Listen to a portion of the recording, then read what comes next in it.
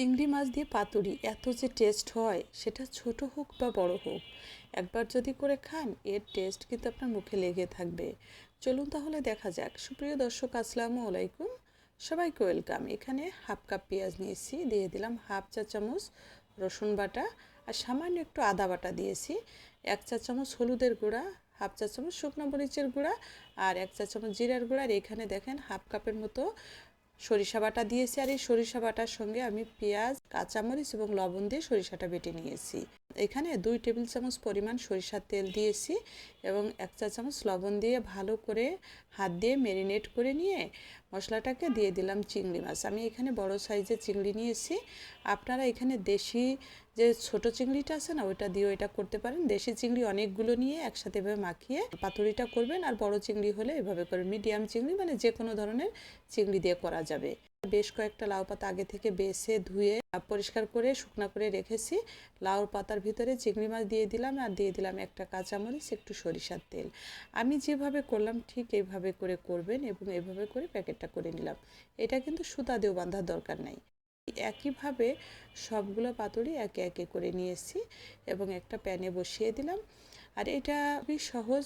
আমার আম্মাকে দেখতাম চিংড়ি দিয়ে ভর্তা করতে, লাউ শাক দিয়ে, তা ওইটাও করতো, আবার এইভাবেও পাতুরি আম্মা করতো। আমার কাছে না মনে হতো যে ভর্তার এক ধরনের টেস্ট আর এই পাতুরির আরেক ধরনের টেস্ট, আর ওইটা ভাতের ভিতরে দিত।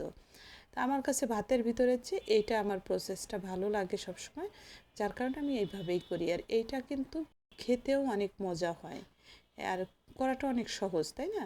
একদম সহজে ভাতের ভিতরে দিলে তো ওঠানো নামানো ঝামেলা। হ্যাঁ, তা চিন্তা করলাম যে এই রেসিপিটা করব, আপনাদের সাথে শেয়ার করি। আশা করি আপনাদেরও ভালো লাগবে। দেখেন, প্যানে দিয়ে দিলাম একটু পানি, সামান্য একটু পানি দিয়েছি এখানে হাফ কাপের মতন, আর একটু লবণ ছিটিয়ে দিয়ে সামান্য একটু সরিষার তেল দিয়ে ঢেকে দিয়ে রান্না করে নিয়েছি 5 থেকে 7 মিনিট।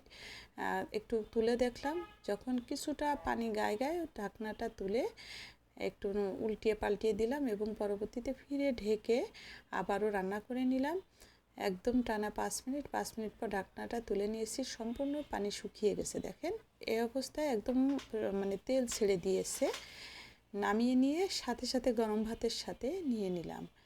মানে কি বলবো, যে এটা দিয়ে যদি আপনি চান যে এমনিতে বসে খাবেন তাও খেতে পারবেন, আর ভাত যদি খেতে চান যে এটা দিয়ে, আপনি শুধু এটা দিয়ে ভাত খেয়ে নেবেন, আর কোনো কিছু লাগবে না।